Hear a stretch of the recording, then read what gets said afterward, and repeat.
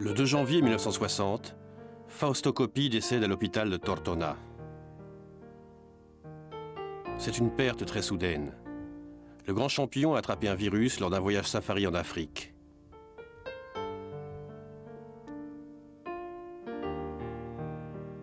Le grand héron a replié ses ailes, pouvait-on lire dans les journaux.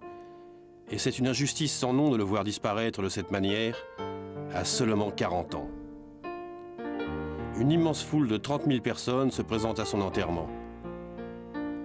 L'Italie tout entière pleure sa disparition, comme un fils adoré, comme l'une des plus grandes figures dans l'histoire du sport italien.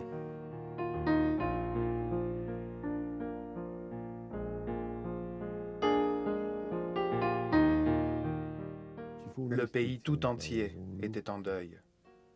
C'était universel. Un coup dur pour la société tout entière. Les gens simples, les riches, les pauvres, la classe ouvrière, les managers, les femmes, les enfants. Coppi fascinait tout le monde. Et ce jour-là, l'Italie sentait qu'elle avait perdu quelque chose d'important.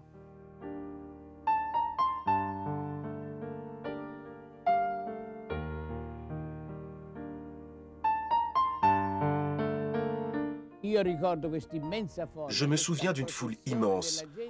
Et ce dont je me souviens le plus, c'est ce que répétait l'un de mes compagnons de patrie. Parler plutôt de l'homme que c'était et non pas du champion. Ce sont ces mots-là que j'ai ramenés avec moi de l'enterrement. Nous avions également tous nos autres collègues provenant de l'étranger. Ce jour-là, les héros, ce n'étaient pas les champions, mais les gens de tous les jours. Des gens qui étaient venus juste pour être là.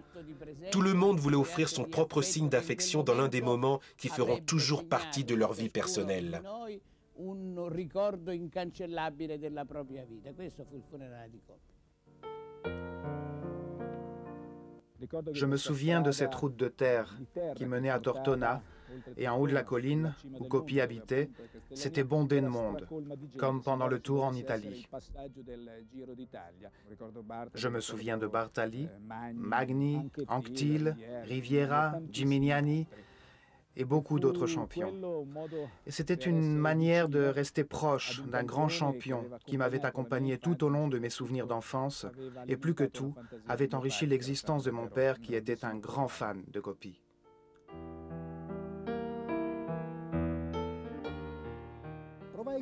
Je ressens ce que tous les Italiens ressentaient ce jour-là, le sentiment que ce n'était pas seulement un grand champion de cyclisme, un grand champion sportif, l'un des plus grands du sport italien qui était mort, mais toute une époque historique. Coppi est mort au début des années 60, le 2 janvier, et cette année-là est perçue comme le trait d'union entre la fin de l'après-guerre et une ère nouvelle. Coppi et Bartali avaient incarné l'après-guerre, et la mort de Coppi signifiait le début d'une nouvelle ère, le début d'une nouvelle direction, des années de prospérité.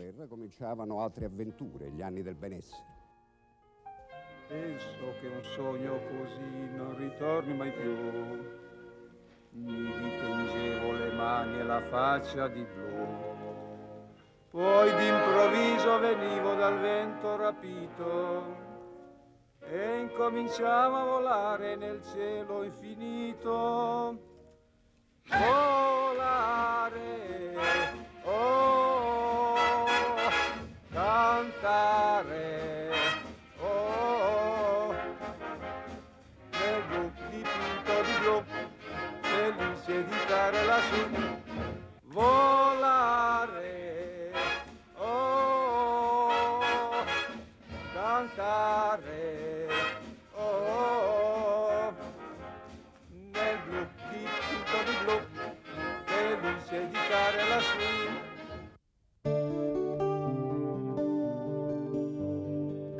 Fausto Coppi est né à Castellania, dans le Piémont, le 15 septembre 1919. À 16 ans, il reçoit en cadeau un vélo. Tout de suite fervent amateur, il se distingue du lot et c'est le masseur Capanna qui croit en lui le premier et le prend sous son aile.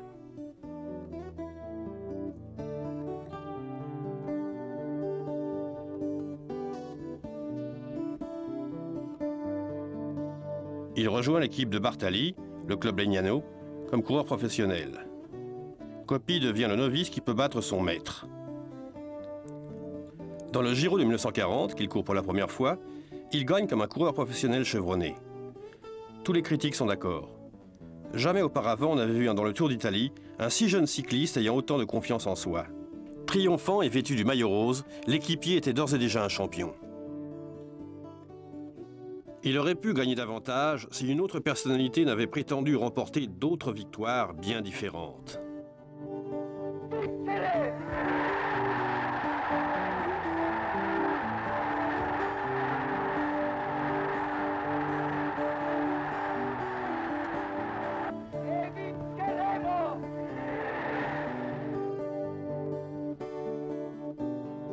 La guerre ralentit la carrière de Coppi, mais pas entièrement.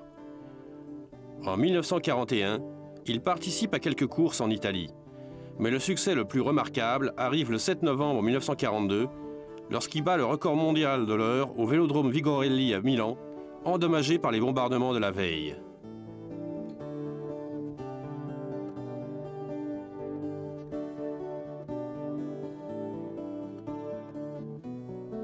Il se bat en Afrique et se fait capturer par l'armée anglaise en Tunisie et passe le reste de la guerre dans un camp de prisonniers où il contracte la malaria.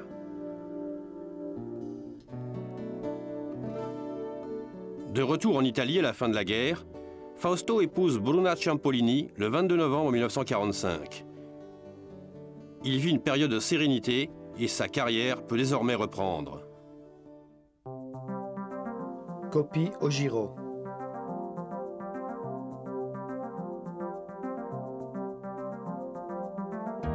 Le Tour de 1946 est celui de la résurrection.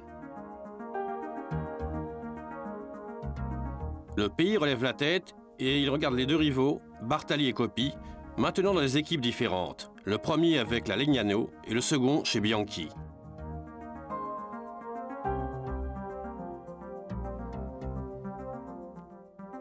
Le duel s'enflamme sur les hauteurs des Dolomites, où Fausto prend la tête devant Gino à Oronzo, et il répète le même schéma 24 heures après à Bassano. Le capitaine des Bianchi effectue l'une des plus longues échappées de sa carrière. Un raid de 153 km. Mais ses efforts ne sont pas récompensés. Le maillot rose reste sur les épaules de Bartali.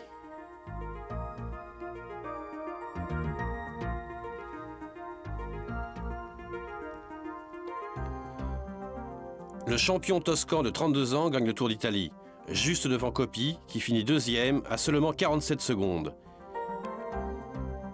La défaite a un goût amer.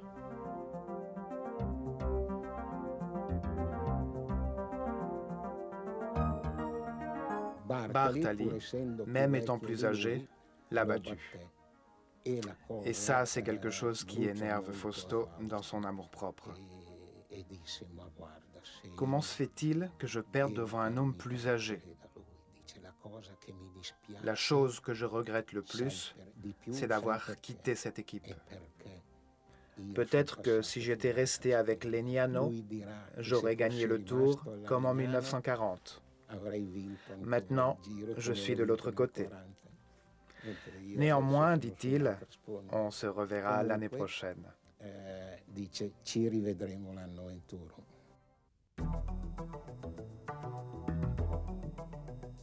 Dans le Giro de 1947, c'est la guerre ouverte entre Bartali et Coppi. La lutte entre les deux hommes commence dès le départ. Le vieil homme gagne la seconde étape à Gênes et Coppi revient à la charge en gagnant les deux étapes de Prato et de Naples. Le combat devient épique lorsque, pendant les 2 dernières semaines, les deux hommes luttent sur les hauteurs des Dolomites, où Gino est déjà vêtu du maillot rose, et à Pieve di Cadore, il gagne avec 3 bonnes minutes d'avance sur Fausto.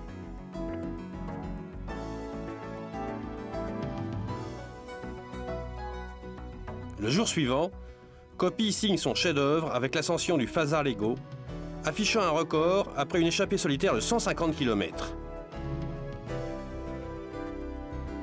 Bartali a du mal à suivre. Il franchit la ligne d'arrivée à Trente avec plus de 4 minutes 30.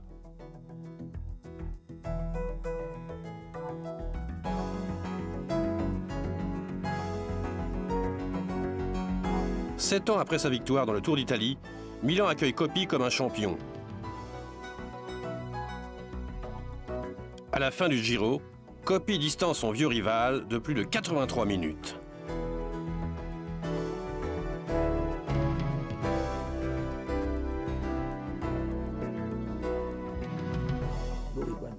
Il a donné tout ce qu'il a pu. Sa soif de gagner était tellement intense qu'il pompait chaque goutte de son sang et puisait de l'énergie de chaque centimètre de son corps, même ses pieds. Moi, je n'étais pas comme ça. Je n'allais pas jusqu'à ces extrêmes-là. Je roulais à mon propre rythme.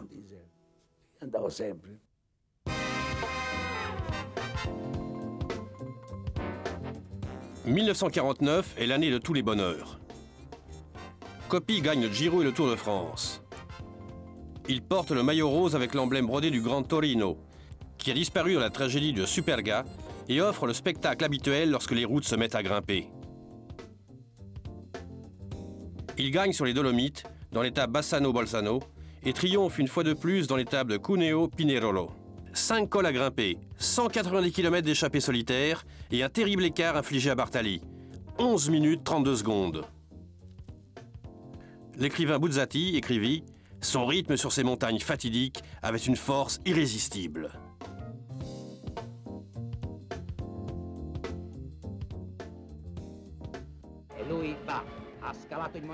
Tout au long de la course, le public encourage le coureur.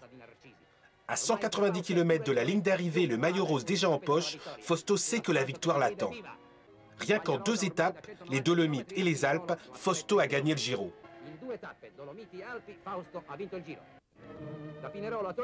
Avec 20 km d'avance sur ses poursuivants, il ne lui reste plus qu'à décrocher la 4e place du contre-la-montre à Turin. À l'arrivée, Coppi est acclamé par la foule. Le grand champion offre un vélo de course Bartali à cette petite fille qui lui avait envoyé un télégramme en juin pour lui souhaiter bonne chance. La dernière étape jusqu'à Monza, où Coppi arrive en grand vainqueur. Le Giro se termine en beauté pour Fausto. À l'arrivée, le public salue le champion avec les honneurs. L'étape Cuneo-Pinerolo était quelque chose d'incroyable. Si vous regardez les statistiques aujourd'hui et si vous vous rendez compte de l'état des routes ces années-là, l'herbe y poussait. C'était le cas sur la route de Cuneo-Pinerolo. Je me souviens également de l'épisode, je l'ai vu aussi. Le reporter français Chani, un grand reporter de l'époque qui faisait partie du journal d'équipe, m'a dit qu'en regardant la course, lorsqu'ils ont vu passer Coppi, ils sont partis déjeuner, de l'entrée jusqu'au dessert, et au café. Et c'est à ce moment-là qu'ils ont vu arriver Bartali. Ça, c'était Coppi.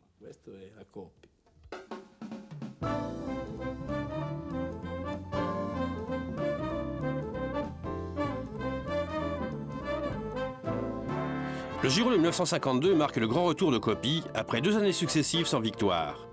Tous les préliminaires pour un nouveau doublé étaient en place. Fausto gagne le contre-la-montre le 5e jour. Il prend le maillot rose à la 10e étape et fait un coup d'éclat dans l'étape suivante, les Dolomites. Pour Bartali et Magni, il y a toujours de l'espoir. Ils n'ont que 5 minutes de retard sur Fausto.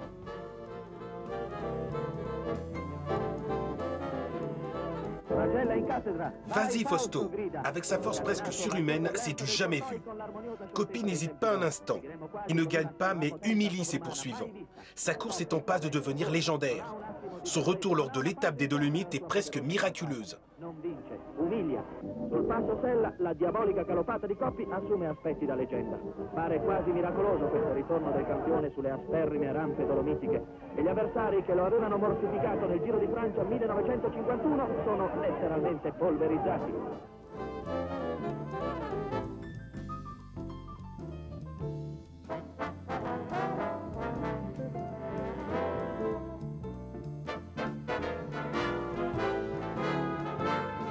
Le Giro était décidé au bout de 10 jours. Coppi gagne le contre-la-montre entre Erba et Côme. Sa suprématie est écrasante. Le seul intérêt sur ce Giro était de savoir la différence entre le 2e, plus de 9 minutes sur Magni.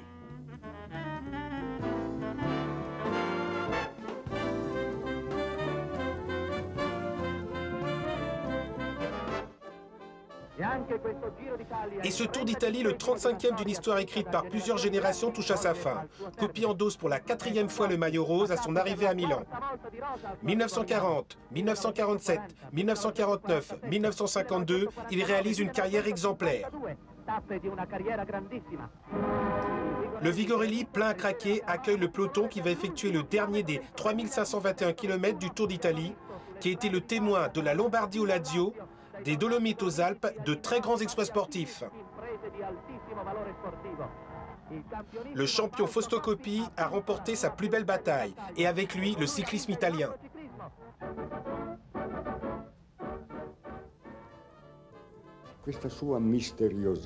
Son côté mystérieux, complètement naturel. Tout le monde regardait vers Coppi.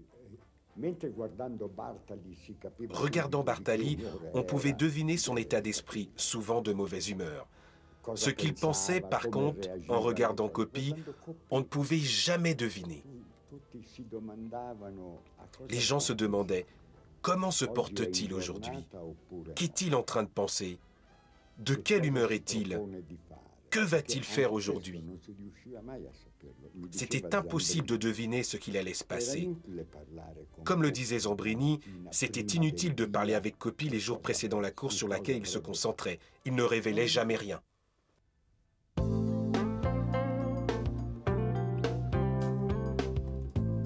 Le Giro de 1953 s'est décidé sur les 3 dernières étapes. Dans la première, l'étape des Oronzo-Bolzano, c'est le champion suisse Koblet qui est en tête avec Coppi, provisoirement leader de la course. À presque 3 km de l'arrivée, Fausto dépasse la voiture du maillot rose. Et tel un aigle sur sa proie, Fausto attaque Koblet. La défaillance du Suisse lui sera fatale. Le grand champion dépasse le maillot rose et commence alors sa grande remontée. Il gagne presque 1 minute sur les derniers virages. Tout le monde espère que Fausto va s'envoler vers la victoire. Mais dans la descente, Koblet réalise encore un grand exploit. Le champion helvétique rejoint Coppi et le maillot rose est sauvé.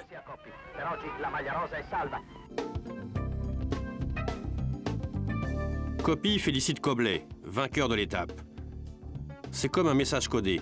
Le tour appartient à Koblet. Fausto semble abandonné.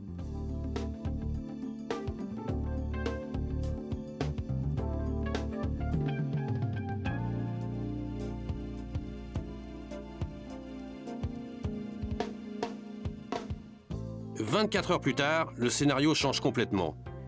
Le Giro va se décider sur les hauteurs du Stelvio. Visiblement, Koblet souffre.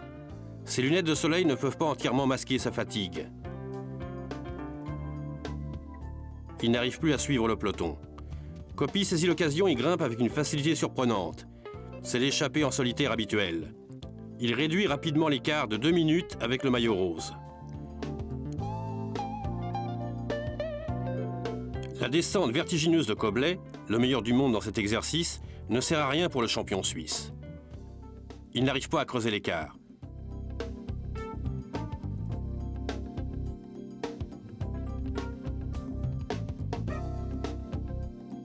Fausto remporte le Giro. Avec sa victoire de 1953, Coppi égale les 5 victoires historiques de Binda, un record vieux de 20 ans.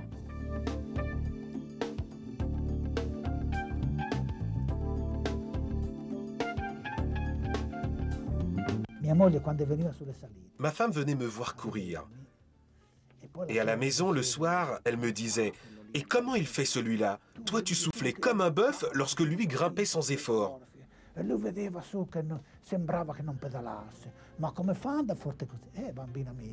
Et moi, je répondais « Qu'est-ce que je peux te dire, ma chérie? J'essaye de garder son rythme, mais au bout d'un moment, il n'y a rien que je puisse faire. Si j'essayais de le suivre, je n'arriverais même pas à la fin. »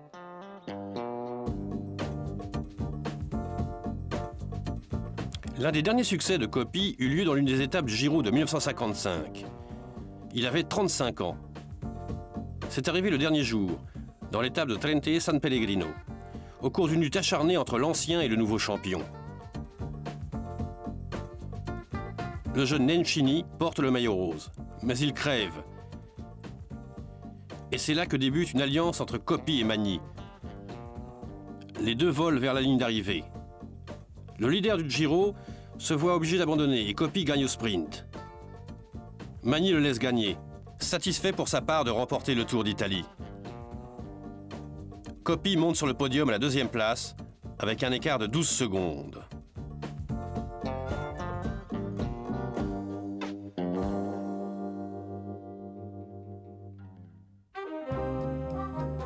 Coppi et Bartali.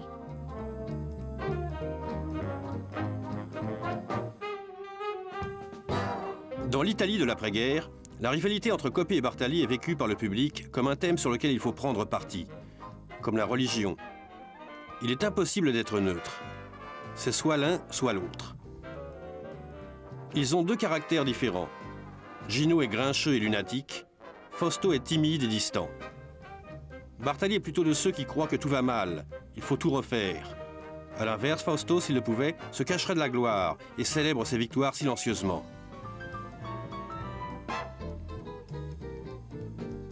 Pendant des années, ils ont évité de mentionner le nom de l'autre. Ils avaient l'habitude de s'appeler l'autre. Le public suivait cette rivalité de personnalité avec un grand intérêt. Leur pique journalière, c'était comme lire un roman.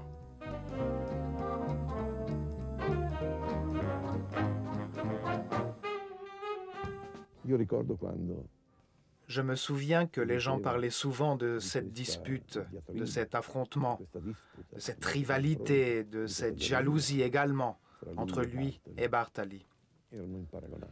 Deux comparaisons impossibles.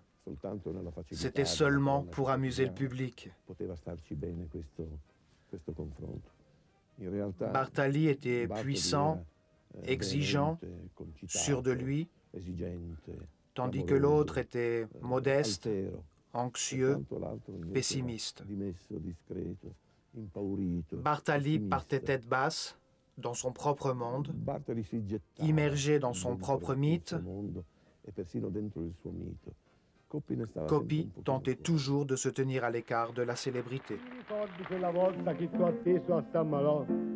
Di memoria non ne ho molta, non ricordo proprio no. Mi ricordo viceversa che t'ho spinto sulla Spen. La memoria anch'io l'ho persa, non me lo ricordo bene. Che dirai mio comandante nel vedermi pedalar? Ti dirò senza stante che è tutto da rifare. Giri d'Italia ne ho vinti tanti, senza mai prendere droghe eccitanti. Giri d'Italia lui sì li vinceva, ma le prendeva, oh se le prendeva.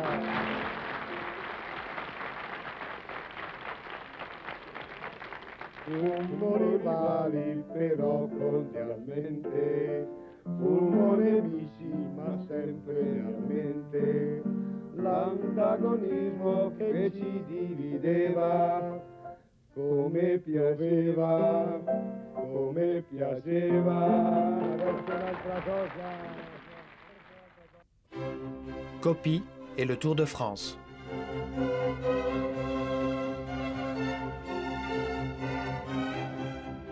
Coppi participe au Tour de France pour la première fois en 1949. Il y arrive fort de sa victoire au Giro. Mais le favori est Gino Bartali, qui a également gagné le Tour de France 10 ans auparavant, en 1938.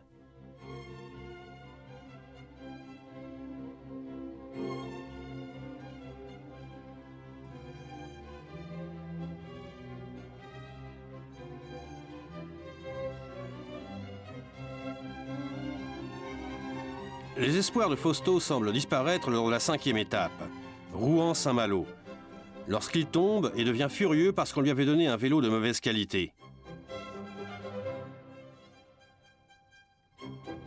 Bartali l'aide à ne pas abandonner. Le moral du champion est au plus bas et il hésite à continuer. On était à deux doigts de se battre. Je me suis arrêté pour t'aider. Maintenant, il faut que tu continues. Il n'aurait pas continué. Il serait reparti chez lui. L'équipe l'a soutenu. Il n'aurait pas dû perdre toutes ces minutes. Il avait le moral à zéro. Toute la fragilité du personnage était visible. Et tout le monde dans le groupe disait maintenant que c'était impossible que Coppi puisse gagner le Tour. Et il m'a dit, laisse tomber, le Tour est fini pour toi. pense que si je n'avais pas participé, j'aurais pu me la couler douce sous un arbre avec une bière, mais au lieu de ça, j'étais là, en train de perdre le Tour de France. Et donc, on est arrivé à Saint-Malo avec 17 minutes de retard. L'écart entre le maillot jaune et Coppi est énorme. 37 minutes 55 secondes.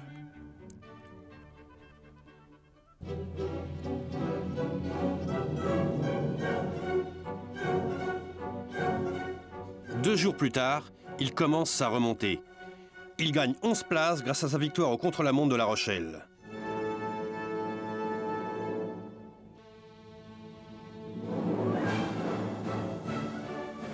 Dans la première étape alpine, l'équipe italienne opère en harmonie. Coppi et Bartali coopèrent parfaitement et laissent tout le monde sur place. Les deux respectent une trêve entre eux et pour au moins un jour, leur rivalité est mise de côté. Tous deux crèvent une fois, mais aucun des deux ne profite de ce type d'avantage.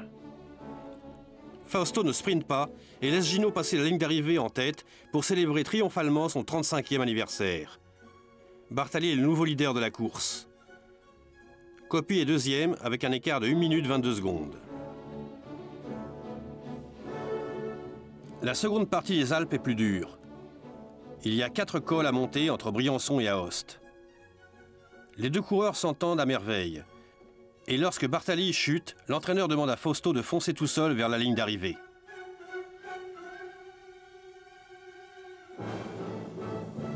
Le héron obéit et porte le premier maillot jaune de sa vie. Le tour est entre les mains de Coppi.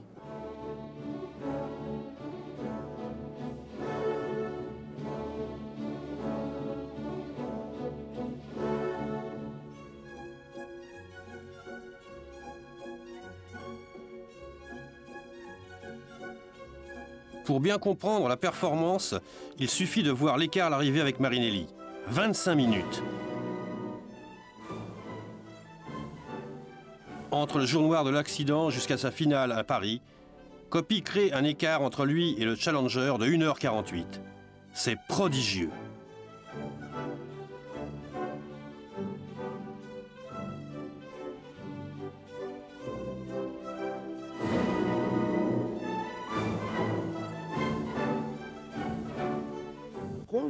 Lorsque j'ai participé au Tour de 1949, j'étais déjà dans l'équipe nationale et je le regardais. Ah, Coppi, Coppi. On a lutté dans le peloton. Moi, j'étais un grimpeur, mais pas encore confirmé en 1949. Et Coppi, il grimpait, il grimpait. On a dû s'arrêter pour le regarder. Parce que c'était comme un aigle, il pédalait si gracieusement, comme un artiste, sans effort. J'ai vu Merckx, j'ai vu Anquetil, j'ai vu Bobet, j'ai vu Tutti, ou j'ai vu Indurain, Nino. Mais aucun d'entre eux, aucun, n'a pu effacer cette image de Coppi en pleine compétition.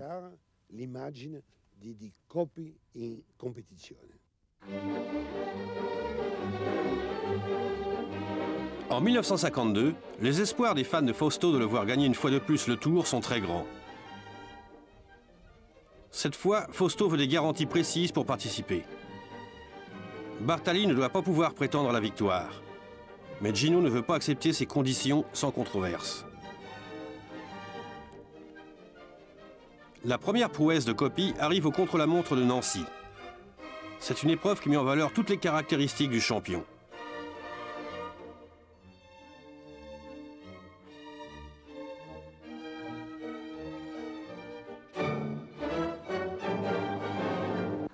Le Tour commence vraiment le 10e jour, lorsque débutent les étapes alpines.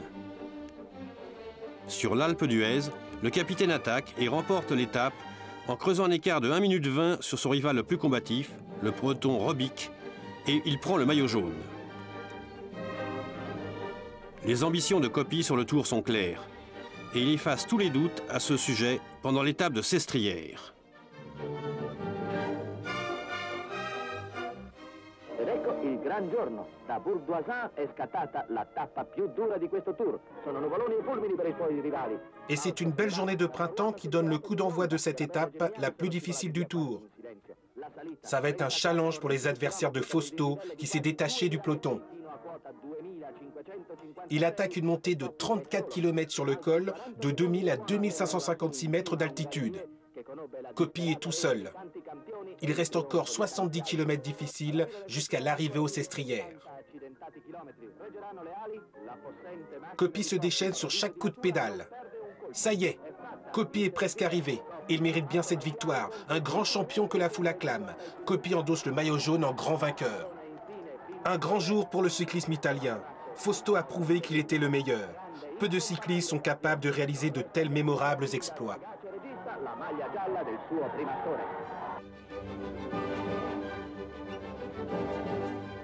Dans un tour qui le voit distancer de 28 minutes son rival le plus proche, le Belge Ockers, Coppi gagne 3 autres étapes.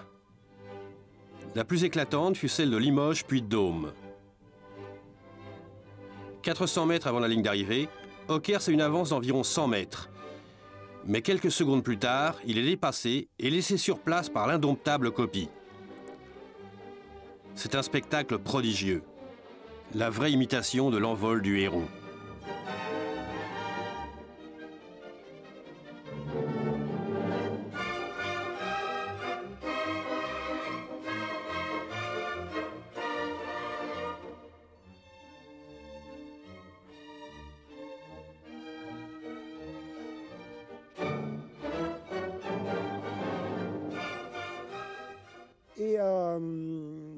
À 500 mètres de la ligne d'arrivée, c'est la foudre qui est arrivée. Coppi est passé. Il a dépassé Bartali, Geminiani, Nardenne, presque 2 fois plus vite que la vitesse à laquelle on roulait. Et c'était un spectacle, une chose presque surréelle, parce que nous, on était collés sur nos vélos, collés eux-mêmes à la route. Et lui, il est arrivé comme s'il flottait sur un nuage, comme s'il touchait à peine son vélo. Et nous voilà au Parc des Princes pour les derniers 500 mètres du Tour. 40 000 personnes sont au rendez-vous aujourd'hui. La foule est impatiente de voir le grand champion à l'œuvre. C'est encore un autre triomphe pour Coppi. Très doux doit lui paraître le parfum des fleurs qui couronne sa victoire. Fausto monte sur la tribune d'honneur pour recevoir les hommages des délégués de l'ambassade italienne et de la Fédération internationale de cyclisme. C'est une victoire qui prime non seulement l'homme, mais aussi les coéquipiers de Coppi.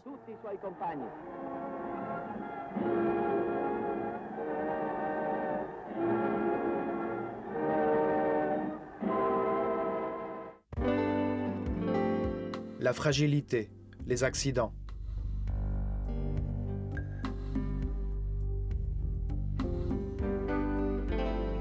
Le plus fort de tous, Fausto Coppi, soutenu et motivé par une énergie presque magique qui lui permettait d'accomplir l'impossible. Mais parfois, il semblait posséder la vulnérabilité d'un enfant. Avec le physique d'un adolescent de 16 ans, une fine ossature, une fragilité qui l'ont toujours accompagné. La carrière de Coppi est marquée d'une liste infinie d'accidents plus ou moins graves. C'est un aspect qui a fait que le grand public l'a toujours aimé encore plus, car il connaissait chez lui ses propres points faibles et son caractère. Et malgré la fatigue, il remontait sur scène. C'était la pure démonstration que le cyclisme est un sport comme un travail quotidien, qui demande le maximum de respect.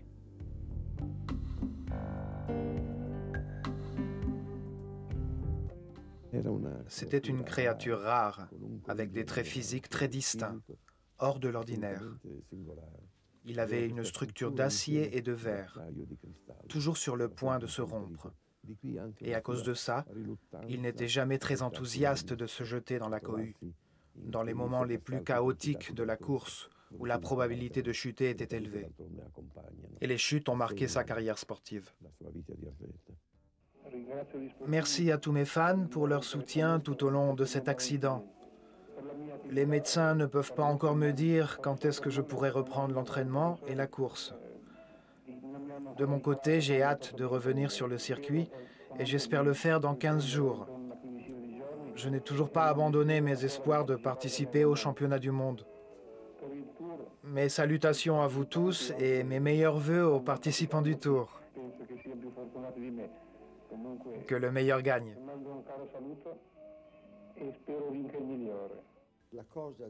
La chose qui m'émouvait le plus à propos de Coppi, c'était sa fragilité, parce que c'était un coureur qui pouvait se rompre, se casser. C'était un grand athlète fragile, et lorsqu'il ne souffrait pas d'une chose ou de l'autre, ou de blessures, personne ne représentait un challenge pour lui. Elle était belle, sa mélancolie, sa chance qui tournait. C'était réellement un homme captivant. Era umanamente un uomo accattivante. Compte tenu du grand nombre d'accidents, la carrière de Coppi se prolonge presque surnaturellement jusqu'à ses 40 ans. Lorsque beaucoup d'athlètes sont déjà à la retraite depuis longtemps, Fausto décide de persister et de continuer à courir, mais son corps accuse la fatigue, inévitablement affaibli par le temps.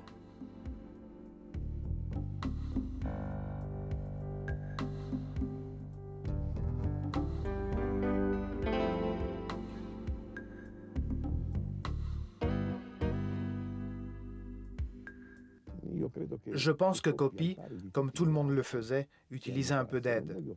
Je ne veux pas employer le mot drogue, c'était quelque chose de plus innocent. La pharmacologie en ces temps-là n'était pas aussi sophistiquée qu'elle ne l'est aujourd'hui. Administrée, contrôlée, avec des médecins connus, etc. Mais il devait sans doute se servir de quelque chose pour l'aider à gérer sa fatigue, qui devait être d'un niveau surhumain, inimaginable.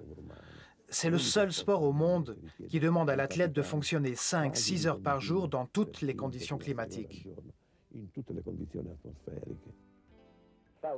Fausto, tous les cyclistes portent une petite flasque dans leur poche arrière. Si quelqu'un vous demandait ce que contenait cette flasque, que nous répondriez-vous? Du café, seulement du café. Et quoi d'autre?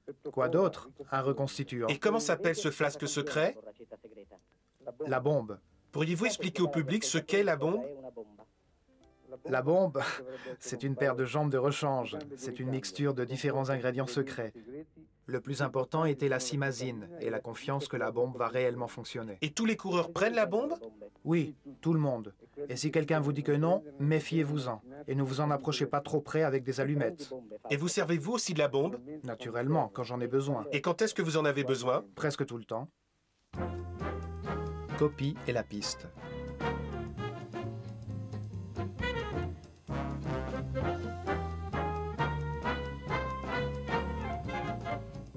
Recordman du monde de l'heure en 1942. 2 fois champion en poursuite, après la guerre, en 1947 et 1949. Dans cette spécialité, il gagna 5 titres nationaux, dont 4 consécutifs. 1946, 1947, 1948, 1949. Un total de 84 victoires sur 94 courses-poursuites. Grâce à ses succès, ce grand champion devient l'attraction des vélodromes européens.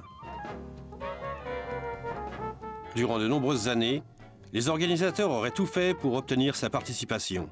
Souvent, Coppi faisait équipe avec Nando Teruzzi ou Antonio Maspes, 2 grands noms du cyclisme sur piste.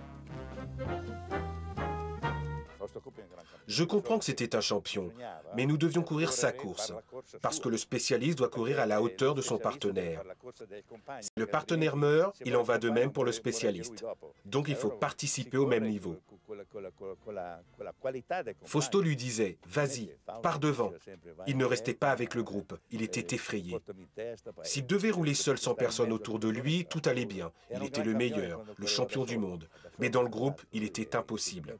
Alors je le mettais devant les autres coureurs. Et il roulait. Mais je ne pouvais pas le laisser là. Ma course avec Fausto était une course d'attaque. Quand je courais avec lui en France, il ne disait pas « Teruzzi, le champion du monde des courses de 6 jours » ou « Teruzzi, le champion olympique ». Non, j'étais le partenaire de Fausto Coppi. Voyez comment il était populaire en France aussi. Vede la popolarità che c'è in Francia, Fausto Coppi.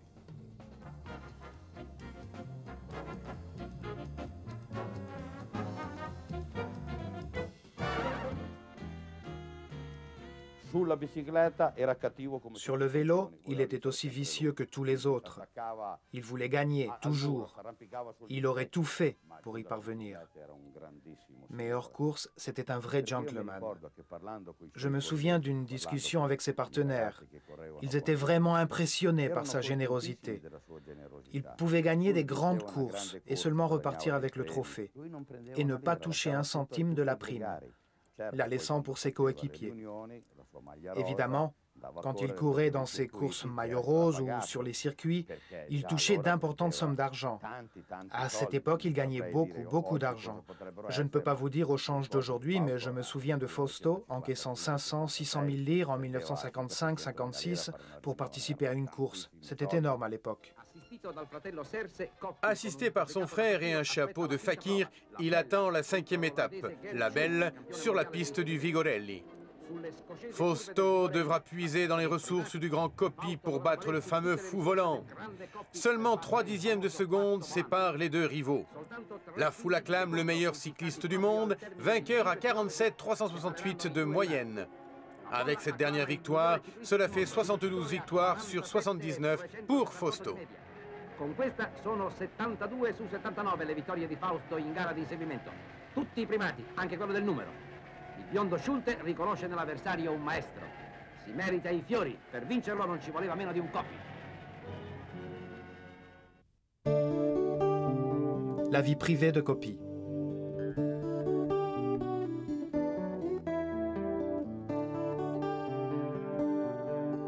Fausto Coppi est le premier champion d'après-guerre à être adulé par le public d'une manière presque fanatique. Pas seulement dans ses prouesses sportives. Sa vie privée est examinée à la loupe.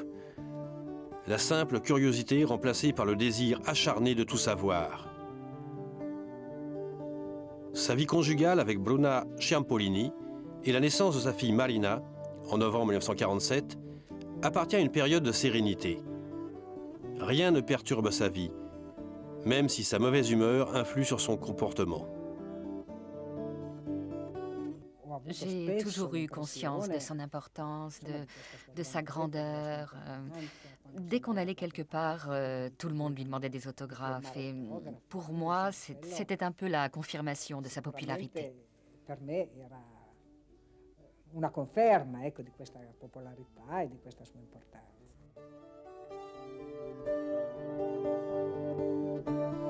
En 1950, Fausto chute pendant le Tour d'Italie et ne court plus pendant 3 mois.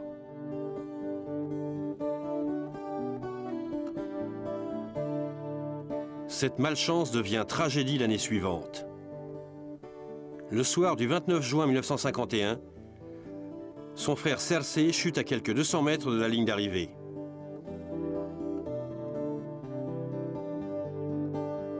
Deux heures plus tard, à l'hôtel, il perd connaissance, puis meurt la même nuit à l'hôpital. Fausto est inconsolable. La douleur est trop forte pour penser à la course. Il envisage d'arrêter la compétition.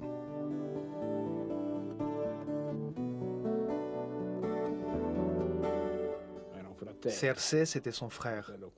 Fausto était très proche de lui, et celui-ci était dévoué à Fausto. Ce fut une grande perte pour lui, et le perdre comme ça, suite à une chute, impressionna beaucoup Fausto. Il refusa d'aller au Tour, ils essayèrent tout pour le faire changer d'avis. Ne plus courir aurait pu se traduire par une grande déprime, et probablement la possibilité de ne plus jamais être compétitif sur un vélo. Ils réussirent à le convaincre.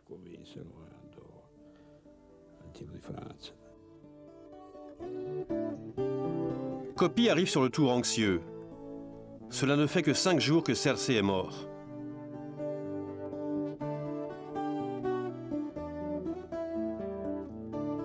Sa femme le supplie d'abandonner. Mais Fausto aime trop son sport pour tout arrêter. Son mariage se dirige vers la crise.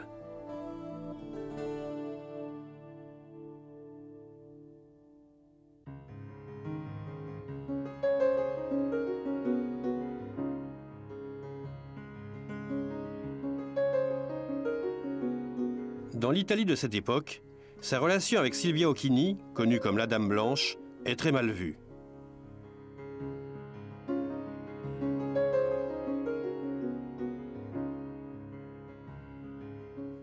leur vie privée passée par le filtre conservateur de la moralité. Les deux seront jugés au tribunal, condamnés, puis relâchés avec sursis.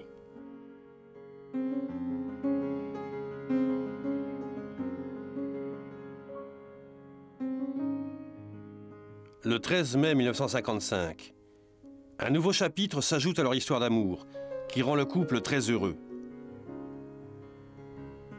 Leur union accueille Faustino, né en Argentine, afin que celui-ci puisse porter le nom de son père.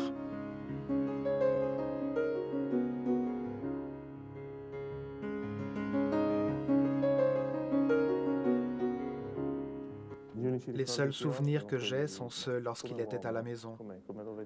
L'homme de tous les jours, pas le champion. Je n'ai pas vu le champion derrière les trophées qu'il avait. Je voyais l'homme dans son foyer. Je n'ai pas vécu sa vie de champion. Je me rappelle d'épisodes de sa vie de tous les jours, comme le jour quand il a enlevé les petits trous de mon vélo et m'a appris comment trouver l'équilibre. C'est peut-être bizarre, mais je me souviens uniquement de ce petit détail.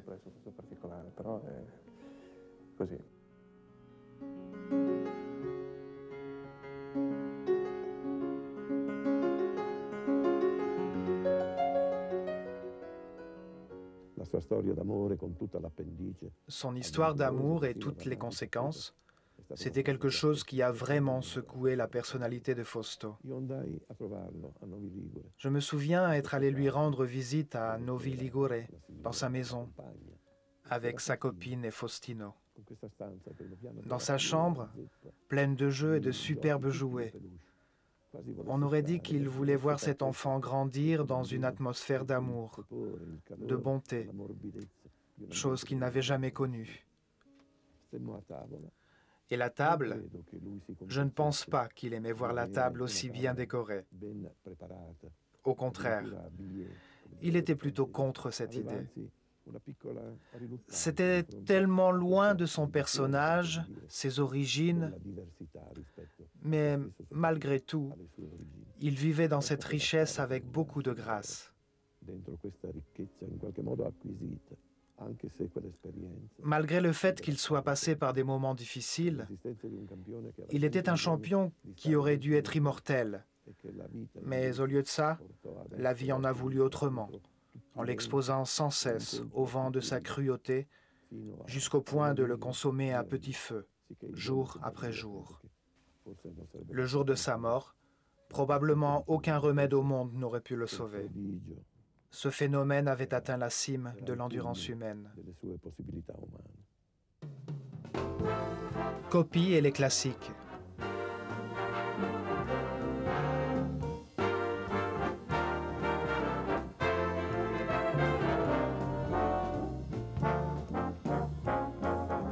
Seul un homme roule en tête, avec son maillot blanc et bleu. Son nom, Fausto Coppi, dit le reporter sur Milan-San Remo. Coppi est en pleine forme. Il vient de faire 7000 km d'entraînement avant de revenir sur les courses, pour être prêt pour ce qu'il appelle la saison de la résurrection.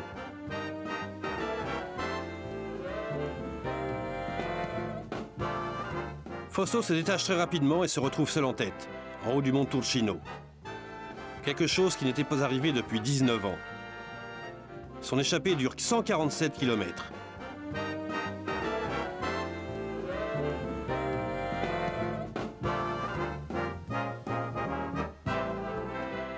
Sur la ligne d'arrivée, son poursuivant, le Français Tesser, est à 14 minutes.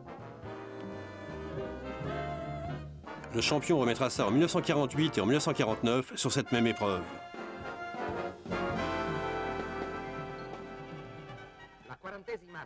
La 40e de Sanremo confirme la virtuosité de Coppi. Au compliment de Martino, il répond « J'ai fait de mon mieux ». Bartali ne se mouille pas, il reprendra son duel contre Coppi dans l'étape suivante. Les cyclistes arrivent au passage à niveau et se détachent des voitures d'assistance.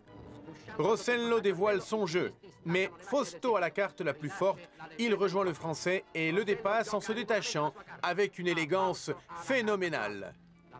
30 km vont lui suffire pour prendre 4 minutes et 26 secondes d'avance. prendre la place du leader de Olmo et créer son propre nouveau record. Per far crollare il più che decennale primato di Olmo, per crearne uno nuovo e fantastico, 39 e 397.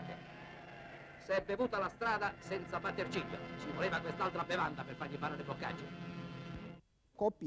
Dans sa vie chaotique, Coppi eut la chance de rencontrer Mario Ferretti, un reporter qui a beaucoup écrit sur lui. Et Ferretti avait la chance de voir un grand champion à propos duquel écrire.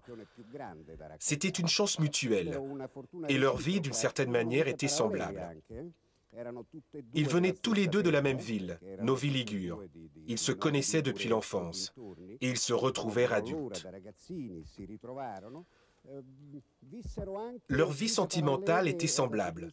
Mon père tomba amoureux lui aussi d'une autre femme, puis s'exila en Amérique du Sud en 1955, comme Coppi, et leur carrière respective se termina comme elles avaient commencé.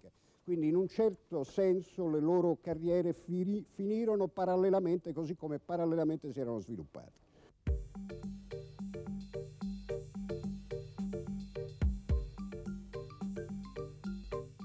Avec 5 victoires, dont 4 consécutives, Coppi devient le roi du Tour de Lombardie. Les premières saisons de l'après-guerre lui appartiennent. 1946, 1947, 1948 et 1949. Il laisse tout le monde derrière.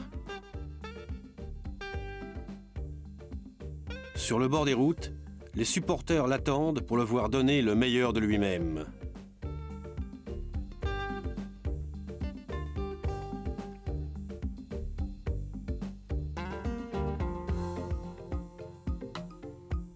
En 1954, Coppi veut une 5e victoire. Une sale journée.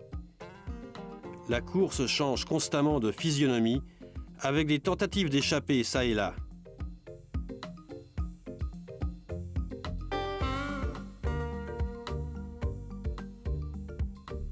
Le vainqueur gagnera au sprint.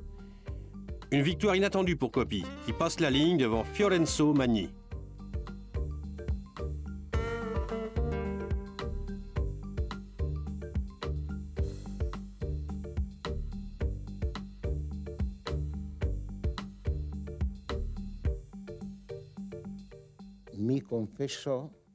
Il m'a confié que la victoire était très importante pour lui,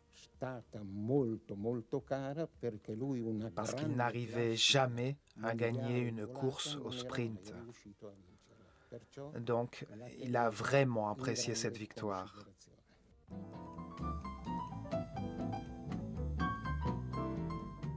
À l'époque, le consensus général s'accordait à dire qu'il y avait une course pour laquelle Coppi n'était pas fait. Paris-Roubaix. Mais Coppi a surpris tout le monde en faisant face à l'épreuve avec son style inimitable. Il attaque la course comme si c'était une étape habituelle de contre-la-montre. Il atteint une moyenne incroyable de 42 km/h sur les pavés.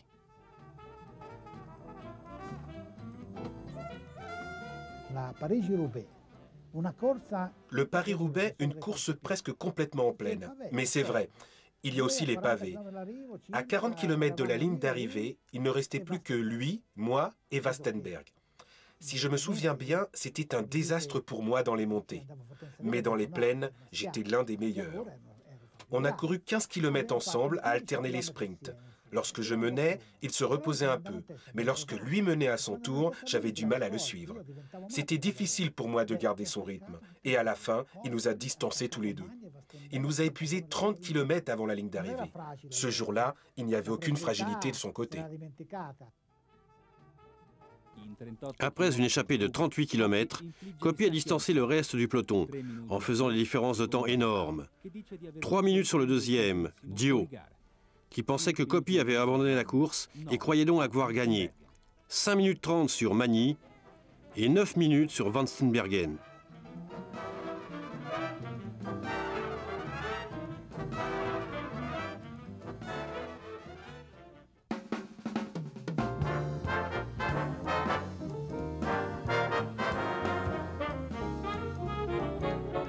En 1953, il n'y a qu'une course que Fausto Coppi n'avait pas encore gagnée. Le championnat du monde sur route. Mais le manque a vite été comblé avec la course de Crespera-Lugano.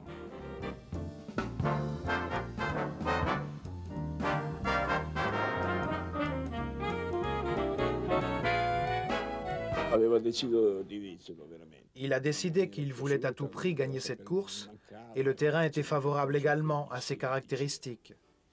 Et lorsque Binda a formé l'équipe, il disait « Nous devrions adopter cette tactique ». Et Coppi répondait « Non, il n'y a pas de tactique, capitaine. C'est moi la tactique de l'équipe. Il faut simplement faire attention que les autres ne me gênent pas. » L'étincelle de la bataille finale allume le Français Bobet et Barnageau au 13e tour. Mais Coppi, cette fois, ne se fait pas prier. Il a un programme précis et le met en action. Il se lance en tête du peloton. Barnageau est derrière lui. Le champion n'attend personne sur ces derniers kilomètres de la course.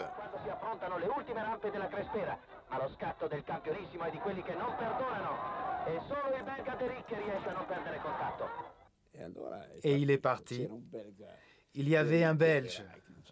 Je n'arrivais jamais à prononcer son nom. Je pense de Rick. Il était à ses trousses, tout près, derrière lui, sans flancher. Mais à un moment, Coppi s'est soudainement envolé. Il y avait une montée et il a distancé le Belge. Et sur la ligne d'arrivée, victorieux. La foule a bien compris qui va remporter le maillot rose. Les supporters applaudissent Fausto Coppi avec enthousiasme pour l'encourager jusqu'à la ligne d'arrivée. Le champion avait attendu le moment opportun dans l'un des derniers tournants de l'étape pour doubler le coureur belge. Sur les derniers kilomètres de la course, Coppi est arrivé à prendre une avance de 6 minutes et 16 secondes. Les cris des supporters semblent transmettre de la force aux jambes exceptionnelles de Coppi. C'est vraiment la dernière victoire qui lui manquait à son palmarès. Coppi peut désormais ramener en Italie un titre qu'il n'avait pas gagné depuis 29 ans. C'est un moment unique.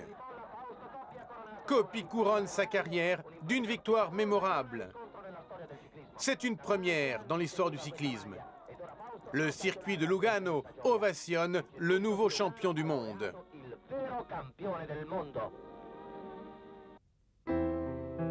Le héros du siècle.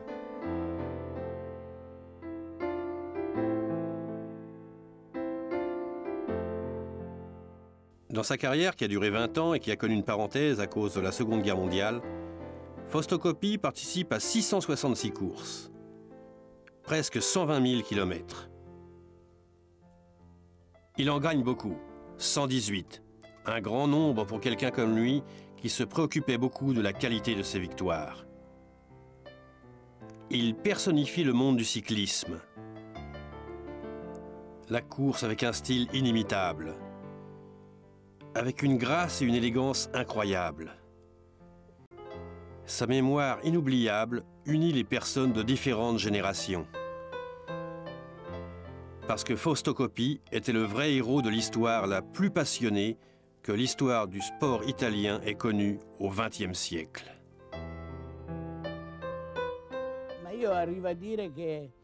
J'aimerais ajouter que toute la merveille qui entoure la légende de Coppi émane plutôt de l'homme qu'il était, et non du champion. Ou au moins, c'était un mélange des deux. Toutes ces contradictions qui habitaient ce même être. En tant qu'homme, il vivait dans l'appréhension. Quelqu'un qui avait vécu les moments difficiles de la pauvreté et qui maintenant pouvait faire face au monde avec une sorte de curiosité et de crainte. Il était méfiant. Et il fallait toujours qu'il interprète tout ce qu'il trouvait devant lui. C'était sa particularité. Au long du chemin, la vie l'a rendu riche. Et il allait vers l'avant le long de ce nouveau chemin sinueux, non sans difficulté, mais toujours avec sincérité.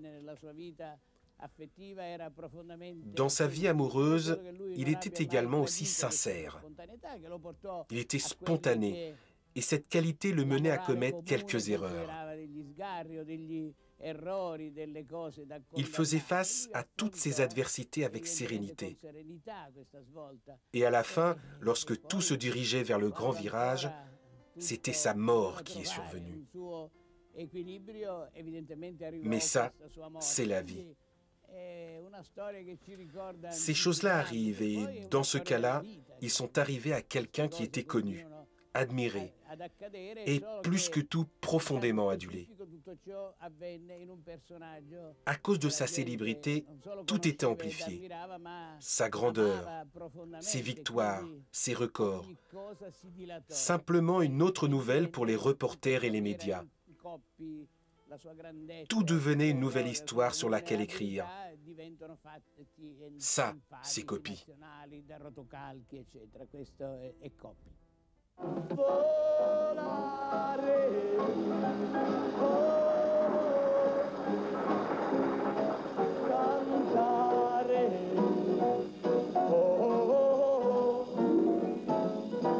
Nel blu degli occhi tuoi vinti, felice di stare qua, volare,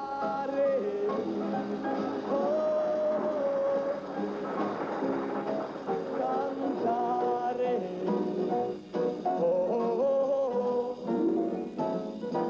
nel blu degli occhi tuoi vinti, felice di stare qua.